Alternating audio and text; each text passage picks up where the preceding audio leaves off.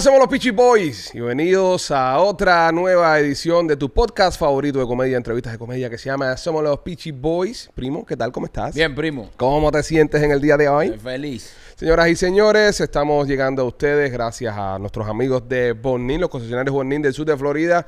Donde quieras encontrarte un carrito nuevo de uso y quieres pagar poquito, ve a los concesionarios Bonin, dile que te mandamos nosotros los Peachy y vas a recibir un trato VIP, que quiere decir Very Important Peachy. Sí, señor. ¿Entiendes? Pasa por ahí y vas a poder encontrarte ese carrito que estás buscando. Machete, ¿tú qué tal? ¿Cómo estás? ¿Estás apagado tu micrófono? Sí, estaba apagado tu micrófono. Cortesía mía.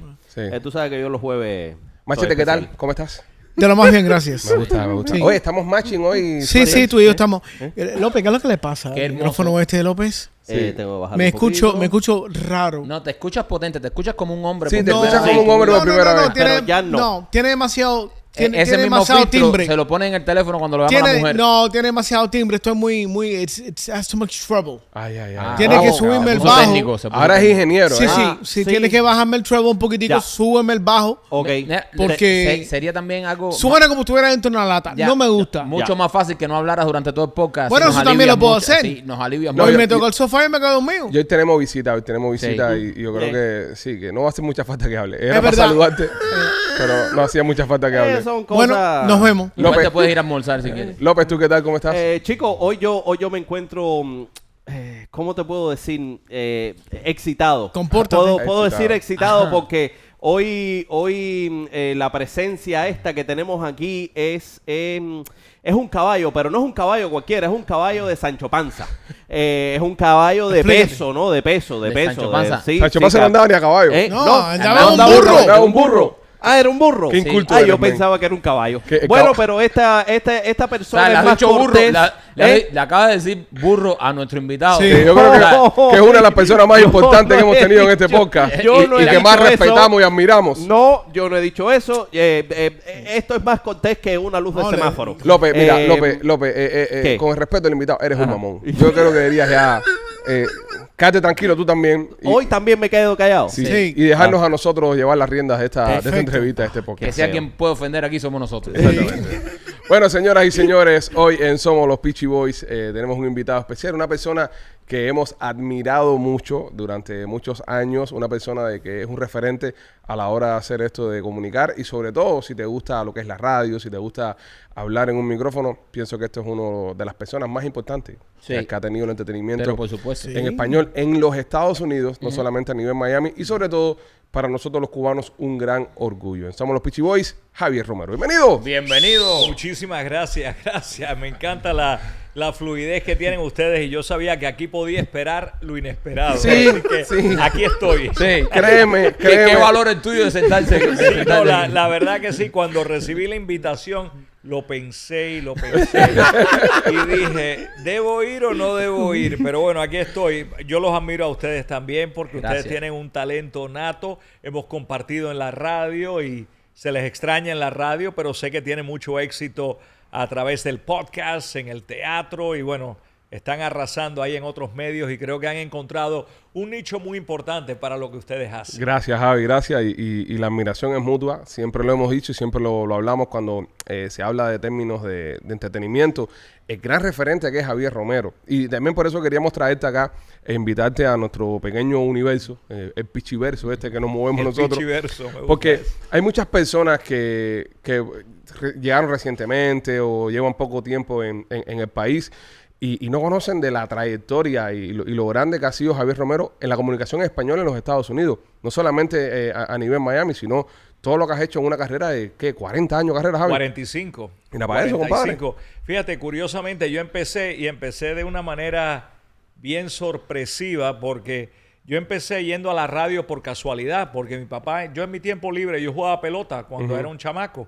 Tenía 13, 14 años, jugaba pelota y en mi tiempo libre en casa teníamos un estéreo que le conectabas el micrófono y se escuchaba la voz. Y yo me ponía a imitar a los locutores hispanos. Curiosamente, yo crecí aquí. Ajá. Y con todo y eso, imitaba a los locutores hispanos. Mi papá se dio cuenta de esto. Habló con un locutor en una de las emisoras locales. Me dijo, dile al muchacho que pase por acá un día. Yo pasé por allá. Me acuerdo que en aquel momento me dio un pedazo de papel de teletipo. El teletipo era por donde salían las noticias. Me acuerdo que era de UPI. United Press International, Ok. que era una de las agencias de prensa, y la noticia hablaba de Lech Walesa, cuando aquello, Lech Walesa, para que tengan una idea, era el líder de Solidaridad en Polonia. Luego pasó a ser, cuando se eliminó el comunismo en Polonia, pasó a ser el presidente polaco, Lech Ok. Walesa. Pero bueno, esa fue la primera noticia que yo leí en mi vida. Y el locutor aquel, Roberto Rodríguez Tejera, me escuchó y me dice, oye, tienes buena dicción, pero todavía hablas como un niño. Yo estaba desarrollando la voz. Entonces me dio varios ejercicios para hacer que si el lápiz, que si hablar en una esquina de la habitación, para la cuestión del tono. Y yo lo tomé muy en serio y me dice, practica un tiempo y regresa.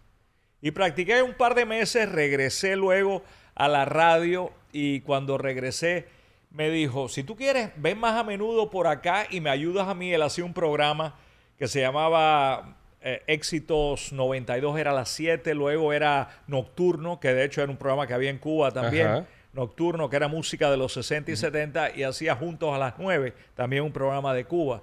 Y entonces yo empecé a ayudarlo con aquello. ¿Qué pasa? En el año 80 se desata el Mariel. Y al Mariel empiezan a llegar acá todos los marielitos, todos los cubanos, que fueron más de 100,000 que llegaron de un tiro. A las semanas de estar llegando los cubanos acá, habían 3 lugares aquí en el sur de la Florida donde ponían a los cubanos. Uno era el Tamiami Park, que es donde hacen la feria del condado. Otro era el hangar que había para el blimp, para el dirigible de la Goodyear, que ya no está ahí, ahora está en Pómpano, pero era en el aeropuerto de Opaloca. Y el tercer lugar era debajo de la I-95, lo que le llamaban la ciudad carpa. Ahí ponían a la escoria, lo Sí. que le llamaban los delincuentes que llegaban. Bueno, el caso es que Inmigración llama a todas las radios locales, les dice, mira, hace falta que manden a alguien diariamente para que agarren los nombres de la gente que van llegando y los emitan en la radio para que sus familiares los reclamen, porque era tanto el flujo de gente llegando que no se enteraban la gente, no había la comunicación que hay ahora con los celulares y, Sí. y que si en línea, que si esto y lo otro. Entonces, en la radio donde yo estaba, que estaba prácticamente practicando, le preguntaron a los locutores de experiencia, oye, ¿ustedes quieren ir y hacer esto todas las tardes? Y nadie quería hacer aquello. Aquello era un embarque, tener que ir a los 3 lugares y agarrar nombres en un papel y toda la cuestión. Entonces vienen a donde estoy yo. Me dice, mira, te vamos a dar $5 la hora. Si tú haces esto todas las tardes, sabían que yo iba al colegio. Después que salieras del high school, vete a estos 3 lugares, agarra los nombres en un memo pad, en una libreta, y a las 5:30, 6 de la tarde, los transmites en la radio. Primeramente, a mí se me encendió el bombillo por varias cosas. $5 la hora cuando aquello, el mínimo eran $3.10. Yo me sentía un tipo millonario, Claro. ganando $5 la hora. Haciendo lo que te gustaba. Exactamente, y lo otro era la oportunidad de salir en la radio, Claro. darme a conocer en la radio. Entonces, nada, empecé a hacer aquello, pero tenía un problema que yo no manejaba. Yo tenía apenas 14, casi 15 años. No existía Entonces, Uber, no había nada de no eso. había nada de eso. Y entonces, pero yo estaba en high school, yo estaba en 10º grado, yo estaba un poquito adelantado. ¿En qué escuela, porque Javi? ¿Qué escuela Yo fuiste? iba a Hialeah High. Ok, Hialeah High. Hialeah High, home of the T-Breads. Y entonces hablé con un amigo mío, con Jamie, que tenía un carro, tenía un Camaro fantástico. El tipo era mayor que yo, tenía 16 años cuando aquello. Le digo, Jamie, te voy a dar $20 a la semana, $20, si tú me llevas a estos 3 lugares. Con $20 uno tenía para ir al cine, tenías para ir a comer pizza. Increíble. Y ¿eh? si Llenar el querías, tanque. tenías una noviecita, la podías llevar y ¿Qué todo. año era esto, Javi? Bueno, Esto 80. es 80, don Mariel. El cine cuando aquello estaba como en $1. Wow. Para que Imagínate. tengan una idea. Wow. La gasolina, 36 centavos el galón. Impresionante. Entonces, o sea, se Daba, podían hacer daba. cosas con $20. Era billete, era billete. Entonces, imagínate, yo un era chamaco. yo era el millonario, yo ganaba 5 pesos la hora. La gente pensaba que era un marimbero aquellos tiempos, seguro. Ya. No, tampoco así. pero- Había sus dudas, decía, oye, ¿en qué está el niño? Está yendo a las tiendas donde están Sí, la la- escoria, sale con dinero. Si la familia no lo hubiese escuchado en la radio, sí hubiesen pensado eso. Es verdad. Andaba con los Marielitos, andaba ganando billetes con chofer. No, le estaba metido en algo. Estaba en algo el hombre. Oye, el caso es que empiezo a ir a esos 3 lugares y me acuerdo que después de una semana, 10 días haciéndolo, me dice Jamie, el muchacho que yo le pedí que me llevara, dice, oye, si tú quieres yo te hago esto de gratis. El problema era que cuando íbamos a Opaloca y al Tamiami Park, eran familia. Y había muchachitas de 14, Ah, 15 años. ah, y ya. Jamie estaba cuadrando, cogiendo nombres y viendo para dónde iban a ir las chicas. Tú anotando nombres para dárselo a la familia y, entonces- Jamie anotando para llevarla al cine por la noche. Exactamente, yo anotando para hacer mi trabajo y él estaba anotando para otra cosa, pero yo le dije, no, Jamie, yo te voy a pagar lo tuyo, tú estás haciendo un trabajo Claro. aquí, ya lo que tú quieras hacer independientemente, ya eso es otra cosa. Pero bueno, así empecé y resulta que como a los 3, 4 meses de estar haciendo eso, se desvaligaron los centros, ¿no? Ajá. Y Inmigración envía una carta a la emisora felicitándonos por la gran labor. Y a raíz de eso, a mí me dan una madrugada a la semana. Claro, yo no podía trabajar entre semana, me dieron la madrugada de viernes para sábado, Ok. de 2 a 6 de la mañana. Y yo, obviamente, tomé ese Contento. trabajo y así empecé. Pasé 4 años y medio haciendo madrugadas. ¿Qué formato era la emisora en aquel tiempo? La emisora era FM 92, era balada. Ok. Teníamos mucho éxito. Realmente nuestra competencia en aquel tiempo era Super Q, que Super Q tenía el formato Spanglish y español, inglés, que pegó en cierta manera, impactó y le fue bastante bien, pero en rating casi siempre nosotros salíamos afortunadamente adelante. Era una emisora mucho más establecida ya y me dio la oportunidad, bueno, de empezar haciendo eso. Ya luego cuando venían conciertos yo le hacía las pistas a los artistas Ok. y me dio muchísima experiencia. De ahí como en el 84 salté a hacer la noche tarde, que era un turno de 10 de la noche a 2 de la mañana. Después brevemente hice la noche de 6 a 10. Y ya en enero del 85 empecé a hacer la mañana, el desayuno y Ya. hasta el día de hoy 40 años. 40 años de desayuno. Es impresionante y nosotros te queremos agradecer también porque tú has sido un referente para nosotros y para las nuevas generaciones que, como el primo decía ahorita, las nuevas generaciones que vienen y a veces no conocen tanta historia. Tú abriste muchos caminos para nosotros y siempre has sido un referente. Yo me acuerdo cuando nosotros empezamos a hacer radio, imagínate, nosotros con nuestra adicción, nosotros no pasamos ese proceso que tú pasaste de empezar en las madrugadas. Claro. Nosotros de pronto nos dan la mañana y nos decían, yo me acuerdo que estábamos en la competencia y nos decían, escuchen a Javier Romero. Ese es el tipo. Y nosotros siempre fuiste una referencia y te agradecemos porque tú eres un tipo que también tuviste la oportunidad de haber nacido aquí, criado aquí, de haberte ido. Bueno, yo nací en Cuba. Naciste en Cuba. Nací en Cuba, viví en España 3 años y medio. Quizás eso fue Oh. lo que hizo en mí gustar tanto del español. Exacto. O sea, porque ya te digo, yo llegué aquí a Estados Unidos en 3er grado y vivimos en Connecticut, que era una zona donde no habían tantos latinos, habían algunos puertorriqueños, pero no habían tantos hispanos. Vivía en Connecticut un par de años por cuestiones familiares y ya luego vinimos a Miami. Y desde 5º grado, desde los 9 años, yo vivo en Miami. Entonces tenías la oportunidad de haber ido al inglés. Y No, totalmente. Y te quedaste en el mercado en español. Me quedé en el mercado hispano. Y te convertiste en un referente. O sea, tú te has convertido en uno de los tipos Hall of Fame de la radio. Afortunadamente. ¿Cuándo te pusieron en el Salón de la Fama en la radio? eso- El Salón de la Fama entré en el año 2021. Ok. En el 2021 y fui el tercer hispano.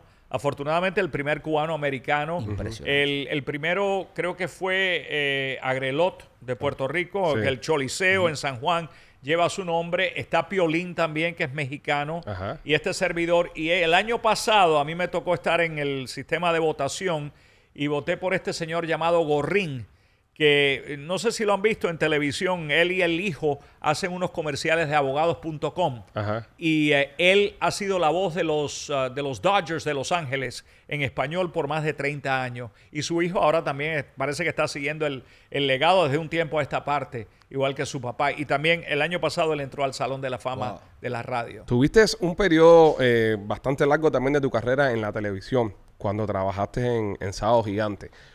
¿Cómo haces? Ya sabemos la transición, cómo llegas a la radio, tu pasión, lo que te gusta. Pero ¿cómo llegas, Javier Romero, a trabajar en televisión? Bueno, mira, cuando yo empiezo en radio, yo empiezo con Roberto Rodríguez Tejera y la persona que le hacía el noticiero a él se llama Cuco Arias. Y Cuco Arias estuvo un tiempo más en radio. Era un hombre que había hecho radio por mucho tiempo, muy conocedor. Cuco me ayudó muchísimo también en esa primera etapa. Y Cuco pasa a la televisión. Se va de la radio, pasa a la televisión y en un momento dado se presenta la oportunidad de una audición para un programa que iban a hacer, un programa nuevo. Y Cuco me llama, me dice, ¿te interesa hacer televisión? Y yo dije, seguro que me interesa hacer televisión. Si ya yo había hecho alguno que otro comercial para televisión, pero no tenía esa gran experiencia. Entonces me dice, mira, tal día va a haber una audición. Y voy yo a esa audición. Mi audición fue ponerme delante de una cámara por 5 minutos y hablar de cosas que eran importantes para mí. Me acuerdo que el que hizo la audición conmigo, que lo hizo primero que yo, a mí me pareció curioso en aquel momento. Tipo se metió 5 minutos hablando de un Ferrari rojo. Okay. Eso era lo importante para él, aparentemente. Y yo, a diferencia de él, yo lo que agarré fue, claro, yo venía de hacer radio, entonces en ese aspecto tenía un poquito más de experiencia y agarré los temas que habían calientes en el momento y empecé a hablar de eso. Y de lo importante que era resolver tal problema, más cual problema, la economía, los intereses estaban bastante altos en aquel momento. 1,5 punto, me imagino. Era una locura en aquel tiempo. Un interés de 1,5. Bueno, 0.5. No tanto. Los intereses estaban altos en aquel momento. No era tan fácil. Bueno, ahora no es tan fácil tampoco, porque han estado mejor. Pero me puse a hablar de eso y me agarraron. El programa se llamó Antes de las 6, porque iba a las 5:30 de la tarde en el canal 23. Okay. Luego nos pusieron en vivo a las 4. Nos pasaron a 1 hora, de 4 a 5 de la tarde. Yo dije, ya esto es un exitazo. Que en ese momento es una plataforma que es espectacular. No había redes, no había redes, no había nada. Hay que poner esto en perspectiva, señores, que en ese momento estar en Univision era lo más grande para un latino, un comunicador latino. El canal más grande. Eso es lo que le llaman el early fringe en televisión. Y es un horario muy importante. Es difícil, pero es un horario importante. Y luego, eso era en vivo a las 4. Luego morimos a las 5 porque la cadena la compra Hallmark, la compañía de tarjetas. Sí. Y cuando Hallmark compra la cadena, empezaron, como ustedes saben, a recortar presupuesto y recortaron mucha producción. Yo me quedé en el aire en ese momento. Y cuando me quedo en el aire digo, bueno, ¿ahora qué voy a hacer? Sigo en radio y a otra cosa. La televisión sí se presenta otra oportunidad. Pero el director de noticias en aquel momento, Gustavo Pupo Mayo, se llama él, me llama y me dice, oye, ¿te interesa hacer El Tiempo? Digo yo, ¿El Tiempo? No sé nada del tiempo tú. ¿Qué voy a hacer yo El Tiempo?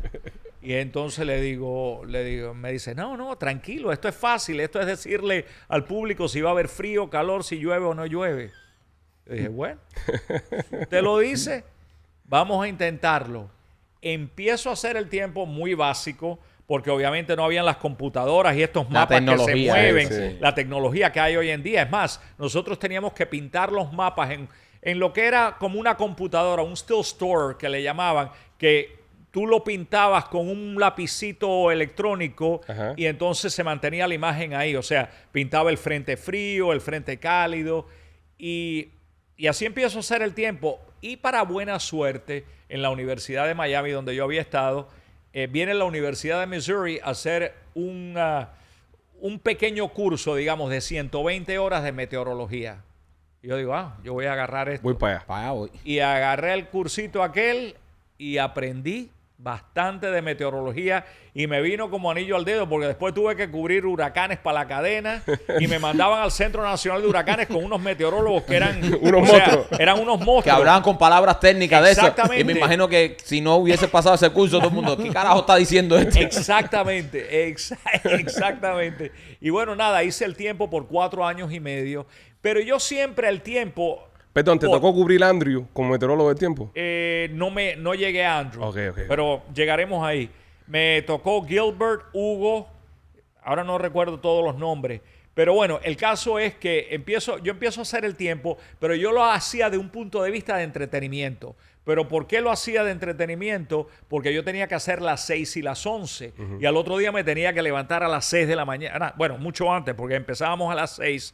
Yo me levantaba 4:30. 5 menos cuarto, 4:30. Me levantaba. Entonces, yo lo que hacía, que en el noticiero de las 11 trataba de hacer algo en vivo de la fuente de Coral Gable o de un lugar así en la ciudad bonito que estuviera cerca de mi casa para terminar ahí. Para terminar y arrancar. Es una estrategia. Coño, pero está bueno porque yo siempre decía, yo me tengo que fijar en Javier y ahorita vamos a hablar de eso. Porque es imposible de que él llegue tan temprano a la emisora, ya tan despierto. Tan despierto. Y después vamos a hablar de eso. Yo decía, yo me voy a acostar temprano como hace Javier. Pero para mí era imposible. Pero ya veo que el tipo tenía sus trucos. El tipo terminaba de trabajar cerca. Decía, vamos a cubrir de la fuente. La fuente estaba en la esquina de tu casa. Terminaba el camarógrafo para la emisora y él para su casa a dormir. Y yo para mi casa. Y así. Pero le daba este toque de entretenimiento. Entonces, cuando aquello estaba en Univisión, estaba Omar Marchán, que en paz descanse. Y Omar producía todos los grandes programas de la cadena. Y entonces un año me llaman para hacer nuestra belleza latina. En otro momento me llaman a hacer un festival de verano. Programas especiales de la cadena. Y yo iba y los animaba y allá iba eso. Y fantástico. ¿Y qué pasa? A fines del año 90, principios del 91, un buen día me llama Cuco Arias otra vez, que ya era productor ejecutivo de Sábado Gigante. Okay. Y Cuco, que me había dado esa primera oportunidad para entrar en televisión, me dice, oye, ¿te gustaría trabajar en Sábado Gigante? Le digo yo, ¿cómo que me gustaría? Pero si ustedes están completos, ustedes tienen a todo el mundo ahí. Y me dice, no, hay una plaza que está abierta. Si te interesa, le digo, bueno, sí, a mí me interesa. A mí siempre me ha gustado el entretenimiento. Yo estaba haciendo el tiempo en ese momento y estaba haciendo la radio. Y entonces le digo, bueno, está bien, me interesa. Me dice, bueno, mañana a las 9 de la mañana, don Francisco te va a ir a ver. Y efectivamente a las 9 de la mañana en la radio, ahí estaba don Francisco a verme. Me habló un ratito. Ya yo había ido a Sábado Gigante en 2 o 3 ocasiones a los paneles estos que hacían de los concursos, de un certamen de tal cosa o un concurso musical o algo así. O sea que ya teníamos cierta relación. Bueno, el caso es que viene don Francisco y conversa conmigo un ratito y le digo, bueno, a mí sí, a mí me interesa. Y me dice, empiezas a la 1 de la tarde. Wow. Y yo me quedé así como que empiezo a la 1 de la tarde. Bueno, pues nada, para allá vamos. De todas maneras yo tenía que ir para el canal porque yo hacía el tiempo. El caso es que me metí como 7 meses haciendo radio, el tiempo y Sábado Gigante. Y lo curioso era que a veces estábamos grabando Sábado Gigante y eran como las 5 y pico de la tarde y yo tenía que salir corriendo de un estudio y meterme en el otro estudio a hacer el tiempo. O sea, fue una locura ese momento hasta que pudimos encontrar a alguien que hiciera el tiempo. Tuve cualquier cantidad de gente haciendo casting. Finalmente, el que logramos obtener, que ha resultado muy bueno en lo que es el mercado del sur de la Florida, es John Morales. Sí. Y John Morales fue el que me sustituyó a mí. Wow. Yo le di un pequeño entrenamiento televisivo porque a nivel de meteorología... Él es un crack. Es un maestro. caballo, es un maestro. Sí. Él venía, creo que en aquel momento... Él es puertorriqueño, sí, pero él venía del Centro Meteorológico de Washington, D.C. Entonces, no tenía quizás la habilidad televisiva o la simpatía. Y yo le decía, John, tienes que reírte, tienes que ser simpático, tú sabes. Esto, para ponerlo en contexto histórico del entretenimiento aquí en el sur de Florida, a Javier Romero lo sustituye un tal John Morales. Exacto. Es decir, John Morales. No, Javier Romero le da unos cuantos tips al gran John Morales para que lo sustituya. John, tienes que soltarte más, compadre, que estás un poco amarrado. Sí, bueno, yo no me quiero acreditar por nada, pero el caso es que John venía inexperto de hacer televisión. Era un excelente meteorólogo, pero no tenía la experiencia frente a las cámaras. Era lo opuesto, ¿no? En tu caso, tú eras un gran comunicador, pero no eras tan buen meteorólogo como John. Exactamente, ahí está el detalle. Y entonces me acuerdo que varias veces estuvimos entrenando a John y era John.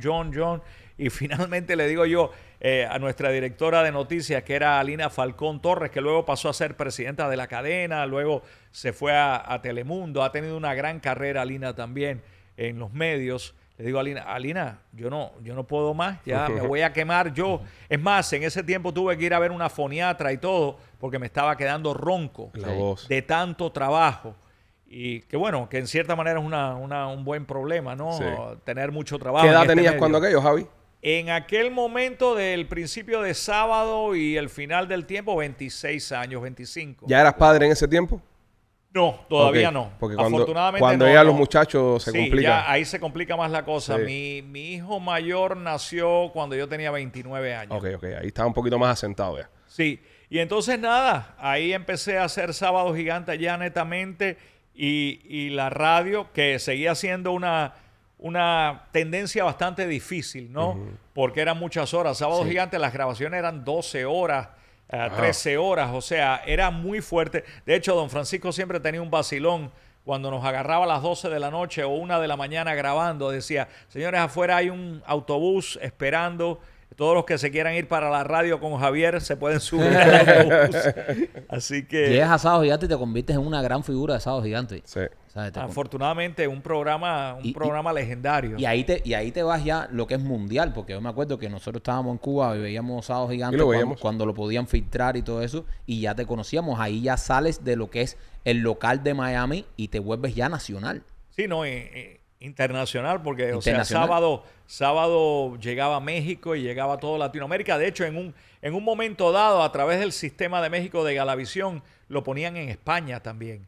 O sea, que estuvo por mucho tiempo un programa sumamente importante. De hecho, está en el libro Guinness de los Records como el programa de más larga duración de todos los tiempos, 52 años. Escucha eso. De esos 52 yo estuve 25. ¿Cómo hiciste? En ese tiempo ya eras número 1 en la radio, ¿cierto? Afortunadamente sí. Y estabas haciendo Sábado Gigante. ¿Cómo haces? Porque todavía se siente, ¿no? Que lo eres, ¿no? Pero en ese tiempo, ¿cómo logras manejar el ego? ¿Cómo logras manejar de que soy número 1 en la radio? Estoy ahora trabajando en Sábado Gigante con Don Francisco, respetando el espacio de Don Francisco, sin que el ego se meta de por medio. Mira, tú sabes que yo siempre, yo adopté un eslogan, un lema, ¿verdad? Lo adopté desde muy temprano y Alex, que está aquí en el estudio, lo puede corroborar porque él produce un programa que yo hago que se llama el Hit Parade de América, que es un programa de éxitos. Y yo me despido cada programa diciendo algo que decía Casey Kasem de la radio, de America's Top 40. Alcanzar a las estrellas, pero con los pies bien puestos sobre la tierra. Y yo creo que eso es importante en nuestro negocio a veces, y lo he visto a través del tiempo con artistas que pierden la perspectiva completamente. O sea, pierden el grounding, pierden el estar firme en el piso y decir, mira, esto es un trabajo como otro cualquiera. Obvio, tiene cierta admiración por parte del público, pero es como hacer cualquier otra cosa. Es como ser plomero, carnicero. Es un modus vivendi, ¿verdad? Es un modo de vida, ¿no? Y afortunadamente, si Dios nos dio la capacidad para poder ser comunicador, ¿verdad? Pues yo creo que uno tiene que ser agradecido en ese aspecto y mantener los pies sobre la tierra. Yo creo que eso me ha ayudado mucho. Es muy importante eso porque de verdad que alcanzar una fama como la que tú has alcanzado, una carrera tan larga. Un prestigio en la industria. Un prestigio y tan joven también, a cualquiera se le va a la cabeza. Completamente. A cualquiera. Y tú estás entre, ¿sabes? De los tipos más humildes que hay en la industria. Nosotros siempre lo hablamos aquí, siempre que hablamos de la radio, decimos, coño, Javier, el ejemplo. Porque eres un tipo que siempre ha sido... A la hora que gana nos saludaba, pero como exacto. Y tú eres un tipo que siempre a nosotros cuando estábamos empezando, que te veíamos como, wow, maestro, y tú siempre nos saludabas bien, te ponías a hablar con nosotros, nos dabas ciertos consejos si algún día si estábamos hablando de algo, y eso es algo maravilloso que yo no conozco a nadie que tenga una mala opinión de Javier Romero. No existe. Y por eso llevas, me imagino, tantos años y tantos años número 1, porque te subiste en el número 1 y no te has querido bajar. No, y en esta industria... Lo hemos sufrido porque hemos competido de manera sana. Sí. Hemos estado y cada vez que veíamos los libros, ¿quién volvió a ganar el 25-54? Javier. Bueno, afortunadamente trabajamos con la misma compañía, ¿no? Sí. Aunque competimos, pero competimos sanamente, pero está cabrón porque nosotros decíamos, bro, este tipo lleva 30 años en la radio, número 1, no se piensa bajar. Sí. ¿Qué hay que hacer para ganarle a este tipo? Dale un break a los demás. Porque en buena onda, en buena ley, lo hemos sufrido también. Claro. Es como jugar contra Messi. Sí. Tú dices, qué bueno es, pero coño. Bueno, ya a modo interno, cuando nosotros estábamos en la radio, a Messi por mucho tiempo le decían el chiquitito. ¿Sabes? Porque era chiquitico y era muy bueno. Y nosotros, cuando hablábamos entre nosotros, decíamos, el chiquitito está número 1 nuevo. Que eras tú, que eras el Messi de la radio. Nosotros te pusimos el chiquitito. Decía, es Messi. Ahora me entero yo de eso. Sí. No, sí. Nosotros cada vez que veíamos los ratings, porque nosotros le decíamos a Messi el chiquitito, ¿verdad? Sí, que es mejor. Entonces nosotros diríamos, ¿quién ganó el 25-50? El chiquitito. Y Messi. cada vez que teníamos, allá va el chiquitito. Sí, allá va Messi. Que no se puede hacer nada para ganarle a este tipo, ¿verdad? Y es la consistencia y nosotros siempre lo decimos. Y yo pienso que mucha gente también lo ha dicho por ahí. Tú llegas a las 4:30 de la mañana, 5 de la mañana, una emisora. Yo no sabía qué hacer. Yo tenía yo mi primera hija y yo decía, ¿sabes? La niña por la noche de esto. Tratabas de dormir. Yo trataba de acostarme a las 8 de la noche y cada vez que ese despertador sonaba, yo en 3 años y pico que estuve ahí en Univision, 3 años, yo nunca me adapté. Y yo te veía a ti, yo decía, bro, ¿cómo este tipo puede estar tan despierto con tanta energía? Tanta energía. A las 5 de la mañana yo me empezaba a despertar a las 10 cuando el show se estaba acabando. Mira, yo creo que son etapas de la vida, es disciplina. Hay que tener mucha disciplina. Sí. Ustedes saben muy bien que en este medio nuestro nos invitan a todo. A todo. A todo. Hay cualquier cantidad de eventos, nos invitan a todo. Todos los artistas quieren ser tus amigos. Exacto, hay fiesta todo el tiempo, whatever. Pero uno se tiene que centralizar bien. En el caso de las mañanas, el morning show, ¿no? El show matutino. Yo creo que cualquier programa, el show matutino, un poquito más quizás la disciplina por el hecho de levantarse tan temprano. Pero yo creo que la disciplina es fundamental. Yo me acuesto como las gallinas, señores. Yo me acuesto a las 8 de la noche, veo televisión un ratito, me encanta ver los deportes, que si el Miami Heat, que si los Marlins, que si ahora viendo también a las Panteras con el hockey. Sí, sí. Y llega un momento, después de 15 o 20 minutos viendo la tele, que yo digo, este tipo que está jugando ahí, él no se tiene que levantar a las 4. Pero yo sí. Así que, chao, me entero en la mañana de lo que pasó. Exactamente. Y entonces, esa es mi disciplina diaria. Aparte de eso, me paso todo el día viendo noticias, oyendo noticias, estando al tanto de todo lo que está pasando. Tengo muy buen productor, he tenido muy buenos productores a través del tiempo. Y trato de aprender de ellos también. Por ejemplo, mi productor actualmente, Checho, él se llama David, le decimos Lo conocemos, Checho. Argentino. Checho, ustedes lo conocen. Checho, por supuesto. Bueno, Checho es mucho más joven que yo. Sí. Bueno, Checho es un maestro en tecnología y sabe capo. mucho de fútbol, soccer. Yo trato de nutrirme de lo que él sabe y trato de adaptarme a las cosas que él me dice. Y a la misma vez yo le digo, mira, Checho, tienes estos titulares, creo que debemos meter este también. Creo que esta noticia es importante para nuestra audiencia. Otra cosa, hay que conocer bien el mercado. Claro. Tú tienes que saber bien el que te está escuchando. Y Miami ha sido un mercado muy cambiante. Y muy difícil. Muy difícil. Sí, muy difícil. cambiante, muy difícil. O sea, de lo que éramos hace, no sé, 30 años o 40 años atrás, que éramos predominantemente cubanos, hemos pasado a ser Colombiano, cubano, venezolano, venezolano. nicaragüense, colombiano. O sea, you name it. Tenemos el melting pot. Entonces tienes que tratar de darle a cada nacionalidad y que cada persona se sienta lo más identificado contigo posible. Yo siempre hablo de eso cuando estamos hablando de la radio, que me dicen, no, yo digo, hacer radio es extremadamente difícil. En Miami es muy aquí difícil. en Miami, porque tú no te puedes dirigir a una sola comunidad, entonces no puedes dejar a nadie afuera, tienes que tratar de tocar los temas. Claro. Y es realmente difícil, porque si tú vas para Los Ángeles, tú dices, mayormente mexicano, ya tengo medio Claro. ganada la vuelta. Nueva York, boricua, dominicano, qué sé yo, pero aquí estamos todos. Aquí estamos Y es todos. complicado. No, y por ejemplo, Mantenerse tanto tiempo como tú has hecho, perdona que te interrumpa, mantenerse tanto tiempo como tú has hecho en el número 1, tienes que estar cambiando todos los años. No, la evolución es inevitable y yo he compartido con muchos colegas americanos y los he escuchado y he visto lo que hacen y es mucho más genérico. O sea, lo de nosotros es mucho más complicado. O sea, de las noticias que ellos dan, por ejemplo, o de las cosas que comentan a lo que comentamos nosotros, es muy diferente. O sea, nosotros un día podemos estar comentando, hablando de inmigración. Otro día podemos estar hablando de relación de pareja. Después Shakira con no sé quién, después el otro con no sé quién. Exactamente. Sí. O sea, es tan cambiante. Sin embargo, ellos es una vida quizás un poquito, digamos, más normalizada en el sentido de que es una cultura. Claro. Es una cultura. Nosotros somos multiculturales. Somos muchas culturas. Exactamente. Muchas comidas. Si vas a hablar de temas, tenemos demasiada variedad en todo, en la música. Que si tenemos una croqueta, que si un tequeño, que si un taco. Que si una arepa. O sea, una arepa. Claro. También Exacto. has tenido a través de tu carrera, Javi, súper presente el tema de Cuba y el patriotismo por nuestra gente. Y hemos visto que, ¿sabes? A través de tu carrera siempre has tenido el mismo discurso, siempre has sido la misma persona con respecto a la libertad de nuestra gente. ¿Qué piensas de lo que está pasando hoy día? ¿Cómo ves tú que llevas ya, que tú conociste los Marielitos, tú has vivido ya Los balseros. los balseros? ¿Qué piensas tú de la libertad nuestra? Nosotros la vemos cerca ya, la estamos sintiendo un poco cerca, pero ¿cómo lo ves tú que llevas tantos años acá? Mira, yo creo que el pueblo está tan desesperado por un cambio y el pueblo es el que tiene que hacer algo al respecto. O sea, indiscutiblemente tiene que ser así.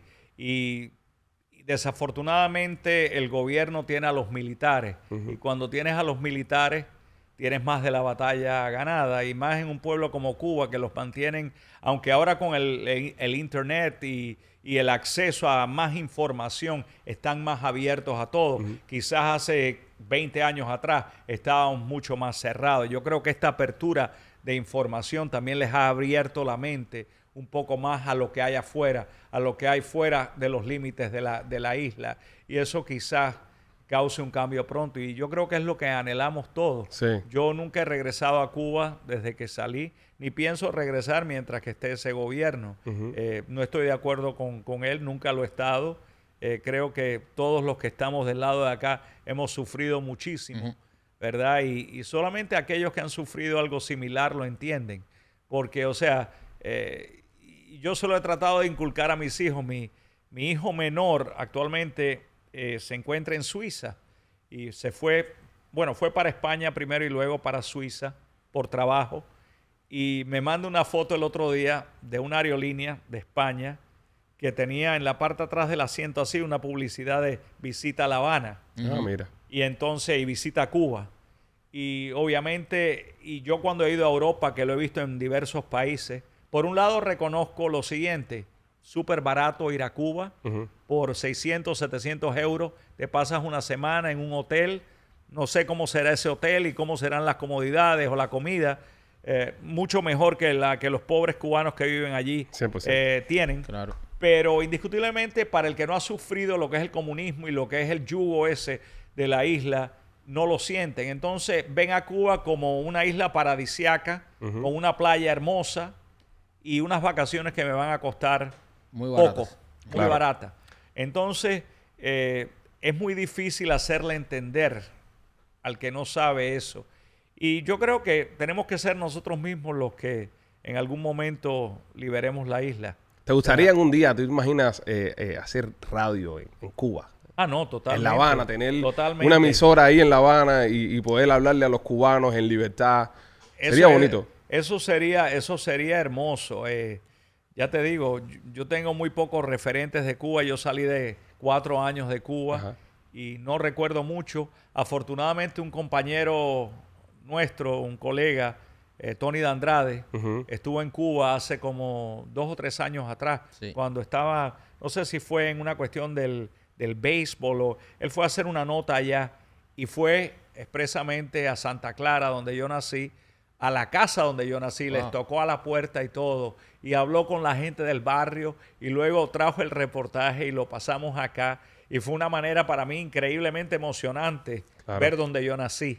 Porque yo lo que tenía era una noción de donde yo había nacido, pero no sabía. Y yo digo que yo siento nostalgia de Cuba cada vez que me toca viajar a Latinoamérica y llego a un país, por ejemplo, cuando he llegado, no sé, a Ecuador o a Chile, que iba mucho a Chile por trabajo, o a Costa Rica, y ese avión aterriza y todo el mundo aplaude. Yo digo, yo no puedo aplaudir. Yo aplaudo cuando llego a Miami. Esta es mi casa. O sea, y ha sido mi casa por muchísimos años. Entonces, ahí yo siento la nostalgia de decir, yo no puedo aplaudir donde yo nací. Exacto. No, y que tus hijos no vean eso, que es una cosa. Que mis hijos no vean eso. Que yo lo tengo. A lo mejor ellos sí lo pueden ver en algún momento. Yo no sé si yo lo veré. Ojalá yo lo vea, porque si yo lo veo quiere decir que la cosa ocurra pronto, ¿no? Pero ojalá mis hijos sí lo puedan ver, porque uno le ha inculcado hasta cierto punto la cubanía, ¿no? Y yo sé que para ellos es mucho más difícil entenderlo, o para cualquier otro hispano que quiera inculcarle a sus hijos su nacionalidad. Claro, la diferencia está en que a lo mejor una persona de México o de Colombia puede visitar su país cuando se normalice acá y pueda regresar a su país, puede llevar a sus hijos y decirle, mira, yo nací aquí, aquí vivían tus abuelos, etcétera, etcétera. Eso es algo que me ha tocado a mí explicarle a mis hijas, porque la mejor amiga de una de mis hijas es colombiana. Y va a Colombia, o que nació aquí, va a Colombia frecuentemente. Y una vez mi hija me dice, papi, ¿por qué nosotros nunca hemos ido a Cuba? Entonces le tuve que explicar, bueno, en que en Cuba, tú sabes, los presidentes no son buenos. La dictadura. A su manera, hay que Claro. explicarle a una niña, ¿sabes? Pequeña para que entienda en su eso que los presidentes son malos, por eso nos fuimos, no podemos ir, pero un día vamos a regresar. Y es precisamente eso que otro hijo de latino que nace aquí, que tiene ese contacto con su país, todavía lo tiene más, la raíz puede, tú sabes, tener un poco más de nutrirse de eso, de esa Correcto. cultura, mucho más de la que tú le puedas inculcar aquí, porque hay un punto que aquí tú no le puedes inculcar toda la cubanía que tú quisieras si no pisas la tierra. Por supuesto, por supuesto. Y hay que reconocer que, por ejemplo, en nuestros países la calidez humana es tan diferente a como es acá. Por eso a muchos hispanos, inclusive Les gusta regresar. a los cubanos que han llegado más recientemente, siempre les gusta regresar buscando ese factor humano que aquí no existe. ¿Saben algo curioso? Una analogía bastante curiosa que me hizo una socióloga una vez, porque yo le dije, una señora argentina, le dije, chica, ven acá, ¿por qué razón hay tanta calidez humana en nuestros países y sin embargo aquí en Estados Unidos se pierde eso, ¿verdad? Hay más frialdad. Y me dice ella, mira, esto es muy sencillo. Nuestros países, usualmente en nuestros pueblos, hay una plaza en el centro, ¿okay? Alrededor de esa plaza estaba a lo mejor la bodega, el teatro, la farmacia, diferentes elementos. Y la gente circulaba hacia ese centro, hacia ese círculo, hacia esa plaza. Aquí en Estados Unidos es muy diferente. Las calles son largas, bien largas.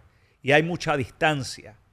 Ahora bien, si tú llevas eso a una mesa, pones una mesa larga, cuadrada, y nos sentamos 20 personas, o 10, vamos a decir 10 personas, posiblemente tú hables con el que está al lado y el que está enfrente. 100%. Pero el que está por allá, No puedes ni hablar. hablar. Sin embargo, si es una mesa redonda, todo el mundo puede interactuar. Y es un poco la situación. Obviamente esto es una analogía sociológica, pero funciona y se puede aplicar mucho a nuestros países y a la calidez y la cercanía que se vivía. Javi, en tus años haciendo radio, entreteniendo, has tenido momentos buenos y has tenido que cubrir momentos malos también. ¿Cuál ha sido esa noticia, ese día, ese momento que tuviste que cubrir que te impactó? Que tú dijiste, Yo creo wow. que el 9/11. El 9/11 porque el 9/11 pasó en horas que estaba al aire en el 2001 y estábamos al aire y recuerdo que de buenas a primeras no teníamos obviamente todos los monitores que tengo hoy en día en el estudio, pero teníamos un par de monitores y entra la noticia de que un avión choca con una torre. Okay. Y entonces los primeros reportes es que era una avioneta. Y empieza a salir un video de alguien que lo tomó. En aquel momento no habían los smartphones, Sí, pero era una cámara. alguien que vio lo que estaba pasando, que venía un avión y de buenas a primeras dice, no, fue un avión grande que chocó con la primera torre y después al poco rato la segunda torre. Wow. O sea, So, que fue- ¿tuviste el choque al aire en vivo del segundo avión? en realidad casi que los dos, porque el primero creo que tiene que haber salido con unos minutos de diferencia. ¿Cuál fue tu reacción? Porque obviamente tienes una responsabilidad como comunicador de no entrar en pánico, porque te están escuchando Por supuesto. cientos de miles de personas. Por supuesto. Ahora mismo no me imagino nosotros acá en el podcast si estamos viendo en vivo, chocar los aviones, eso nos volvemos locos. No, lo que formo aquí es yo pánico, la gente se tira de los puentes Exactamente. si tengo que Bueno, dar yo la noticia. La verdad del caso es que cuando choca el primer avión, que tenemos la noticia del primer avión, pensábamos que era un accidente Un accidente. aéreo. Un accidente Pero ya aéreo. cuando sabes que es un ataque terrorista, ¿cómo tú reaccionaste? ¿Cómo sentiste eso con tu audiencia? Ya con el segundo avión ya era demasiado y cuando ves que las torres empiezan a desmoronarse y la gente se empiezan a tirar de los edificios y entonces empiezan a salir las autoridades diciendo no, esto es un ataque, después pasa lo de Washington, el otro avión que cae en Pensilvania, o sea, ya era una cuestión de que era una cosa mucho más planeada. Además los sistemas aquí en el país, el gobierno enseguida salió y dijo, no, esto es un ataque terrorista lo que estamos viviendo. Entonces ahí, yo recuerdo ese día, yo empecé a trabajar a las 6 de la mañana, terminé como a las 3 de la tarde. Claro. Porque ya, obviamente, ya no podíamos más. Y la credibilidad que me imagino que tenías en ese momento, la gente sintonizaba para escuchar. No, Porque por todo el mundo está supuesto. manejando para el trabajo a esa hora. Acuérdate que, señores, en el 2001 no existía ni Twitter, ni existía nada. Instagram, ni nada de eso, ni existían las redes sociales. Es por la radio a ver qué está pasando. Exacto, entonces la radio como un medio de información masivo, la gente iba, el que no estuviese en su casa radio, el que estuviese en su casa televisión. Exactamente. Pero, o sea, la responsabilidad que ustedes tenían era en ese momento Inmensa, heavy. inmensa. No puedes tirar un fake news, no puedes tirar una guayaba porque tú sabes, tienes que primero, sí, primero tú tienes que ver lo que está sucediendo. Bueno, chocó un avión, un accidente, pero cuando tú ves que está pasando todo esto, Claro. y me imagino que también te paniqueas como, o sea, obviamente ciudadano, estás triste por lo que, No, por lo que está a pasando esa en hora tu todo el país. mundo fue a recoger a los hijos en la escuela. Tú tenías niños en la escuela ese día. Exactamente. So, tienes que estar el compromiso con el trabajo, pero también está el compromiso ahora de padre con la familia. So, coordina que recoja a los niños, que recoge me imagino Sí, que sí, fue la traumático. verdad que fue un momento muy fuerte. Fue un momento muy fuerte y yo creo que para todos los que vivimos, y todavía yo creo que estamos viviendo la repercusión de eso, porque la semana pasada entró en vigor el Real ID Sí. el Real ID que todos tenemos ahora, que si tienes una estrellita o tienes el símbolo del estado, o en los que viven en California, el oso con la estrellita, Sí, sí. en fin, el Real ID. ¿Por qué está el Real ID ese? Por el 911. Cambió todo. Porque el gobierno quiso tener algún tipo de control en la información que traen las licencias. La licencia sigue siendo igual. La única diferencia es que cuando tú vas al aeropuerto a viajar, que meten la licencia en la ranurita ese, el oficial del pasaporte, ¿no? Puede ver toda tu información y puede ver si Te todo están está buscando bien por algo. o te están buscando por algo. Ahora, a lo contrario, el mejor momento en radio, que fue un momento que tú te sentaste y dijiste, vale la pena esta profesión, valió la pena estar haciendo esto. Mira, yo creo que el hecho de que, y es curioso que traigas eso a colación, porque cuando yo hacía madrugadas, Ajá. como el segundo o tercer año haciendo madrugadas, recuerdo que la emisora que estaba en la 14 y Coral Way tenía una ventana de cristal inmensa atrás. Y lo que había atrás era un barrio residencial. A un lado había un Winn-Dixie, que creo que el Winn-Dixie está ahí todavía. No sé si cambió a Fresco y Más o algo de eso. Pero bueno, yo fui a la ventana, eran como las 3 de la mañana, y voy a la ventana y veo todo oscuro. Y yo dije, ¿quién rayo me estará escuchando? ¿Esto valdrá la pena? En ese momento yo me cuestioné, yo dije, ¿esto realmente valdrá la pena? Porque ya yo llevaba como 3 años haciendo el graveyard shift ese, Es de el madrugada. turno de cementerio que le manda, que le llaman a la madrugada. Es muy fuerte. Y bueno, aparentemente Papá Dios me dio la fuerza para seguir adelante y seguí.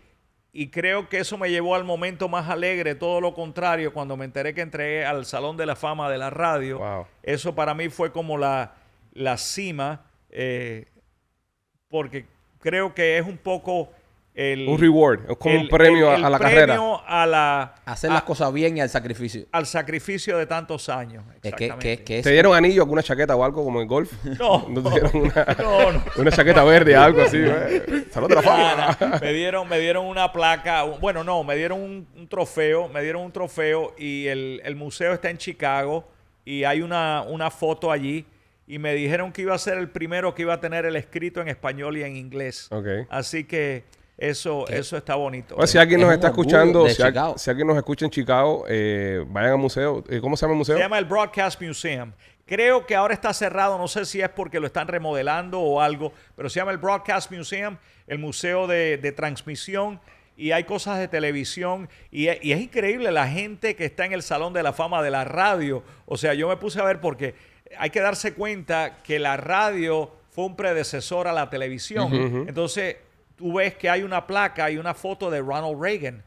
Y Ronald Reagan hizo radio. Hizo radio. Muchos de los artistas de los años 40 y 50 de Hollywood hicieron radio y son parte del Salón de la Fama de la radio. Tenemos un cubano metido ahí, señores, los cubanos estamos en todos para que lados. ustedes vean el clase de caballo que nosotros tenemos aquí en esta ciudad. El tipo que abrió las puertas para todos nosotros, que tuvo que coger madrugada para que nosotros no cogiéramos madrugada.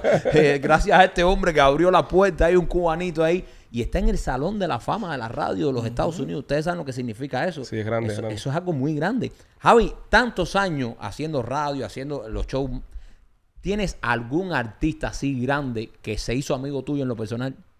Bueno, Julio Iglesias, indiscutiblemente. Mira, una bobería. Ah, bobería. No, un tal Un tal Julio Iglesias. Un tal Julio Iglesias. No, Julio, sabes que Julio, o sea, siempre fue un favorito mío.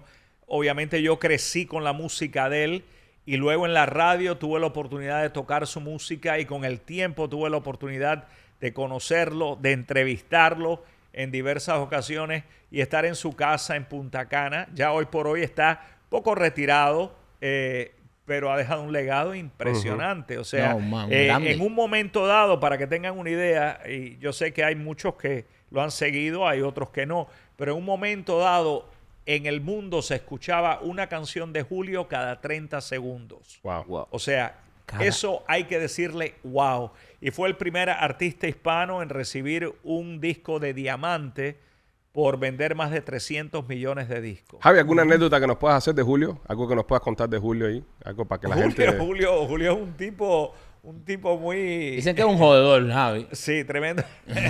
Tremendo. Yo recuerdo que en una ocasión, en una entrevista que le íbamos a hacer, cuando aquello estábamos en Douglas Road, en los estudios de la calle 8 y la 37 Avenida, lo estábamos esperando, él venía a hacer una entrevista. Y en el vestíbulo había un transvesti. Okay. O sea, él se vestía de mujer porque le gustaba vestirse de mujer. Y entonces imagínate, cuando entró Julio, ¡ay, Julio para aquí, Julio para acá! Y Julio se le queda mirando. Le dice, en otras palabras, pero le dijo, chico, tú como que eres un poco mariquita, ¿no? Así mismo le dijo, y nunca se me olvida esa anécdota. Muy directo, muy directo. Y entonces el personaje le dijo, y a mucha honra. Claro. Así mismo le dijo. pero muy cómico Dice que aquello, porque tremendo el tipo. muy auténtico. Sí, Oye, tipo muy pero natural. súper auténtico.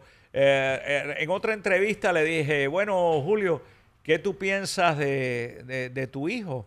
Tu hijo que está soltero, está siguiéndote los pasos así de mujeriego y demás.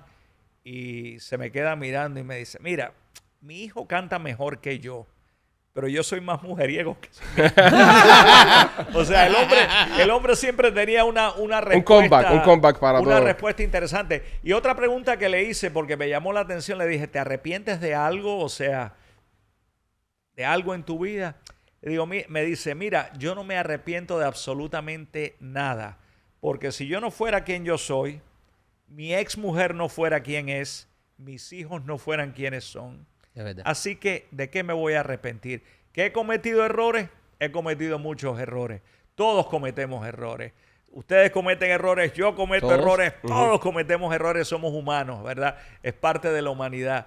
Pero sí, un personaje impresionante. ¿Es verdad el mito que el tipo demasiadas mujeres? Aparentemente. Sí. Yo no sé. Mira cómo es pana de él, mira cómo le tiro. Es buen socio, es buen socio. Es buen socio. Yo hasta ese punto no sé, pero indiscutiblemente un artista. Es una leyenda, es una leyenda de nuestra música. Que también abrió muchísimo para el mercado latino. Para todo el mundo, todo el mundo. O sea, porque al hacer el crossover al mercado americano, aunque antes que él lo hizo José Feliciano, ¿verdad? En su momento, pero él lo hizo a una escala mucho mayor. Además, ya él cantaba en italiano, cantaba en portugués, en alemán, o sea... Eso te iba a decir, yo he visto que hoy en día ya tú no sabes lo que es real con toda la inteligencia artificial y todo eso, pero el otro día estaba viendo yo un clip que me salió de Julio Iglesias cantando la misma canción en 4 idiomas. Estaba el italiano... español, por supuesto, inglés, y no me acuerdo si el otro era portugués o algo de eso. Sí. Es tipo un tipo. Nosotros en el tiempo que estuvimos en Univisión, pudimos entrevistar a artistas de renombre y esas cosas. Pero siempre, ya esto a nivel personal, ¿no? Hubo una persona que yo nunca tuve la oportunidad de entrevistar ni de conocer, porque cuando empezamos en la radio había fallecido. Hablo de Celia Cruz. Ya. ¿Tuviste la oportunidad de entrevistar a Celia, de conocer a Celia? Celia en muchas ocasiones, es más, yo hice el telemaratón de la Liga contra el Cáncer, lo hice por 9 años. Y esos 9 años participaba con Celia.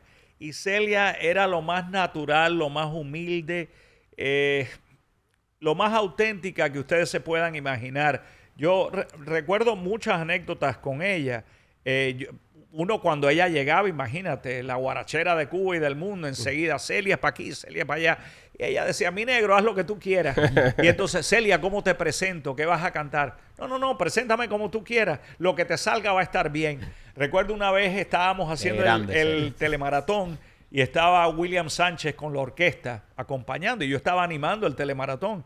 Y entonces la voy a presentar, ella acababa de llegar y la voy a presentar, ella iba a cantar La Guagua. Okay. La guagua. Y entonces, bueno, y aquí está Celia con su más reciente éxito. Vamos a darle la bienvenida con La Guagua. Y sale Celia y William empieza a tocar La Guagua. Bueno, y empieza ella a cantar La Guagua. ¿Y qué pasa?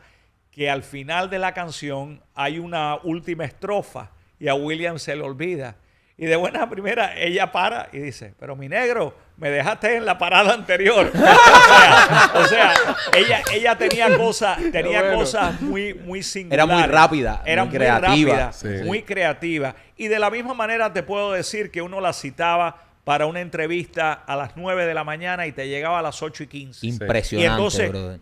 tú no sabías qué hacer con ella. Celia, ¿quieres café? Celia, ¿quieres esto? Celia, ¿quieres lo? No, mi negro, no, tranquilo. Haz el programa y tú me llamas cuando me toque. Y se ponía a tejer.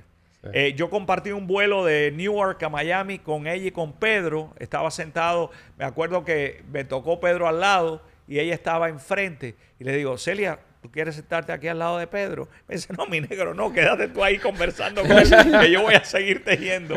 Pero no, fueron cosas muy bonitas a través del tiempo, la verdad, y ella increíble. Y ella lo daba todo en ese telemaratón de la Liga contra el Cáncer, lo daba todo, salía con un cubo al público a que la gente le pusiera dinero. billetico Sí. para el telemaratón. Y la verdad que yo la recuerdo con mucho cariño. Además, ha sido un estandarte para todos Siempre. nosotros Claro, los cubanos. por supuesto. Javi, ¿qué te falta por hacer?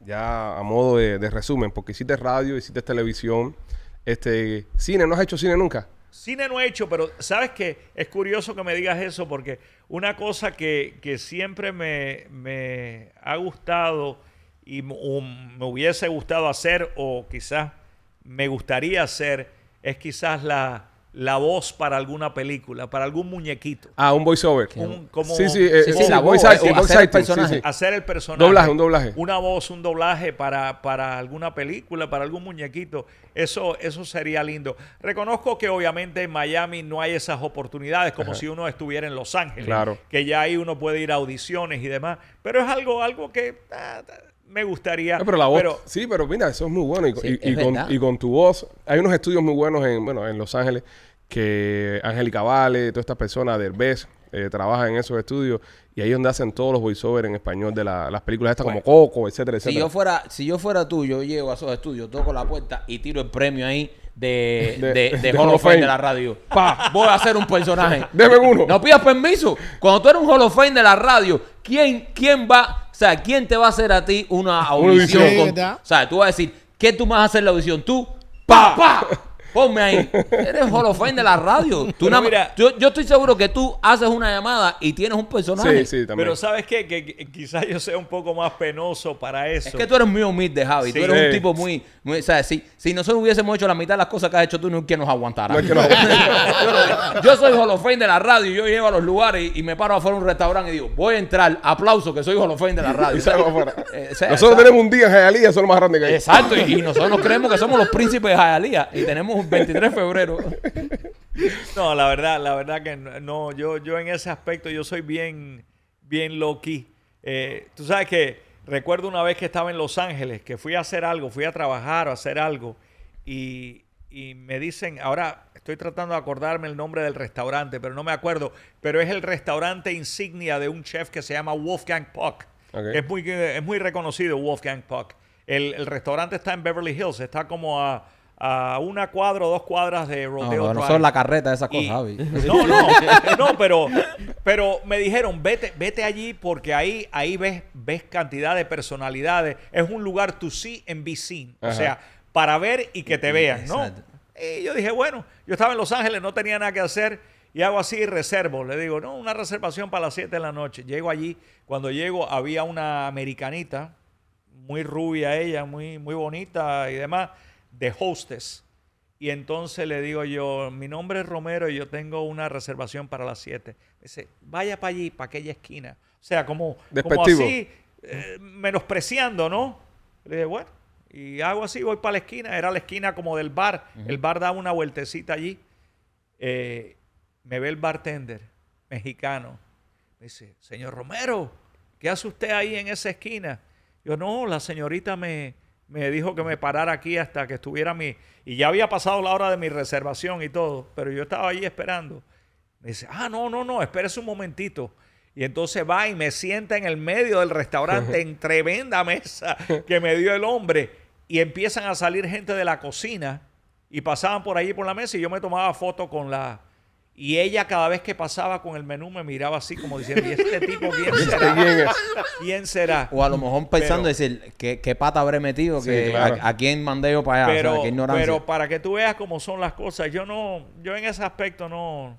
Sí, porque hay que tenerla en perspectiva. En aquel tiempo, Sábado Gigante era la Biblia. ¿Qué? Era la Biblia. Yo me acuerdo de Miguelito de Lofono, que trabajó mucho tiempo en Sábado Gigante. Miguelito nos contaba, decía, brother, yo aquí en Miami está bien. Yo salgo de Miami para el norte y no me dejan caminar por Sábado Gigante. Sí. Sábado Gigante fue muy grande. Fue un...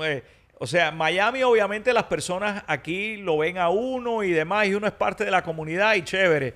Pero yo recuerdo, hace mucho tiempo hice una gira de promoción con Payless, Payless Shoe Stores. Ajá. Y llegué a un Payless que estaba en Pico Rivera. Esa es una zona en Los Ángeles. Una zona bastante hispana. Y cuando estamos llegando con el representante del Canal 34 allá en Los Ángeles, veo que afuera del Payless había una cola que daba la vuelta como 3 veces. Le digo yo al tipo, chico, ¿qué están haciendo ahí? ¿Quién viene zapatos? Y ¿Viene Julio Iglesias? Y me dice, no, te están esperando a ti. Sí. Yo me quedé muerto. Los mexicanos son así, ¿eh? Pero muerto. Apoyan apoyan mucho su talento. Sí, son así. Apoyan muchísimo su talento. Nosotros hemos hecho cosas en México y lo hemos sentido y es así. Los mexicanos son así. Sí, la verdad que es muy afectuoso y les encanta apoyar a su gente. Y bueno, eternamente agradecido por promociones como esa, ¿no? Sí, es espectacular, bro. Ese público como... Sí, muy lindo, muy Por lindo. eso se dice siempre, es uno de los mercados más importantes en español. Tú pegas en México y Sí, ya sí. está. Claro. Y ya estás pegando en el mucho. resto de Latinoamérica viene Se poco nutre a de ahí, poco. exacto. Y no es por menospreciar, al contrario. No, es que donde un quiera gigante. donde quiera que uno va en Latinoamérica, la gente es muy afectuosa, muy amable. Y yo he tenido la oportunidad de trabajar en Guatemala, en Ecuador, en Costa Rica, en Chile. Y la verdad que la gente es fantástica. Javi, gracias, compadre, por haber venido por acá, haberte sentado con ¿Ya nosotros. se acabó esto? Sí, ya. Yo tengo una pregunta. Alabado. Pero Alabado. la verdad que se fue rápido esto. Sí, se ¿eh? va rápido. Llevamos muy una rápido. hora y 10 minutos hablando. 1 hora y 10 minutos. Llevamos Sí. hablando aquí, Uy, conversando. Dios mío. Se pasa bien. Eso es lo bueno de invitar a alguien, un buen comunicador, ¿ves? Sí, sí. El tipo- Sí, que hay que evitar y evitamos un poco a López para que no hable. Estamos, yo- estamos muy contentos, Javi. Antes que López lo eche a perder, quiero decir una cosa, porque tal vez lo que diga López lo corte, Sí. ¿ves? Pero Es muy posible. hemos tenido nosotros la oportunidad de compartir con dos grandes de la radio, tú y Álvarez Guedes. Te lo digo y siempre lo vamos a tener. Ese es un grande. Y tú también eres un grande. Y nosotros lo decimos mucho en interno cuando lo hablamos y eso. Javier Romero y Álvarez Guedes. Y Álvarez Guedes nosotros lo conocimos en el 2007. 2007 nos sentamos con él, 2007-2008. Y cuando eso estaba en SBS. Y nosotros lo veíamos. Guillermo, un tipo muy serio. La Sí. gente piensa que Guillermo era un pachanguero. No, que va, Un tipo súper completamente serio. Y nosotros nos sentamos y le decimos, bueno, Guillermo, nosotros estamos empezando en esto. Teníamos 19 años cada uno. ¿Y algún consejo que nos dé? Dice, uno solo. Y yo le digo, bueno, está bien, uno solo. ¿Cómo era él, no? Dice, nunca deje que ningún come mierda le venga a decir cómo tienen que hacer su arte. Su arte es su arte. Defiendan su arte. Porque esto aquí está lleno come mierda. Y eso nos lo dice al frente del director de programación. Dice, esto aquí está lleno come mierda. No ven que ningún come mierda. Ven y le diga cómo tienen que hacer su arte. Pero mira qué buen consejo No, nos ha por servido- parte de un grande de la comedia, porque ese mismo consejo yo se los puedo decir que don Francisco me lo dijo a mí. Claro, no en esas palabras, porque esas eran muy de Guillermo. Muy Pero aparente. el primer consejo que me dio don Francisco cuando entré al programa es: sé auténtico, sé tú. Sé tú. Porque si tú tratas de ser algo que no eres, el primero que se va a dar cuenta es ese que está ahí del otro lado de la pantalla viéndote o del otro lado del receptor escuchándote. Es verdad. Y nos ha pasado y lo hemos visto que en el caso de Javier Romero han habido muchas personas que han intentado ser Javier Romero. Sí, Y no pueden ser, porque Javier Romero es uno solo. exactamente. ¿Qué consejo nos daría a nosotros, Javi? No, que sigan haciendo lo que están haciendo, que lo hacen muy bien. Y la verdad que ustedes son únicos en lo que hacen.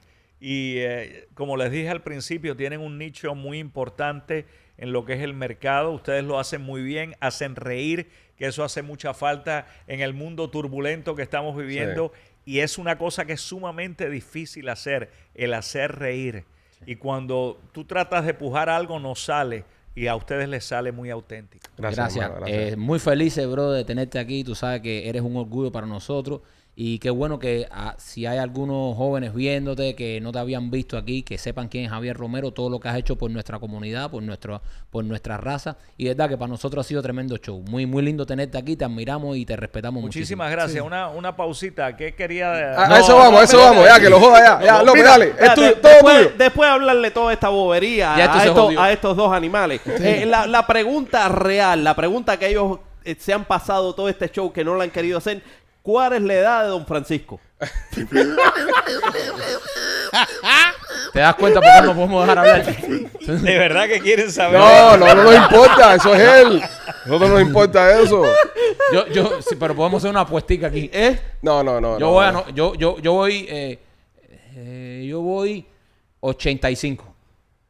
Sí, yo digo por ahí, 89, por ahí. No, ponle 10 más. Estás muy cerquita tú. Yo, Ey. 86, 84. 84. 84, pero mira, Pues está en la televisión de que tiene 4 años. ojalá que nosotros lleguemos a esa Ojalá. edad Chacho. haciendo todo lo que él hace. Lamento. Tiene un podcast ahora buenísimo, ¿eh? Sí, Está haciendo tiene podcast un ahora. podcast y hace cosas en redes, se mantiene activo, sigue haciendo la Teletón.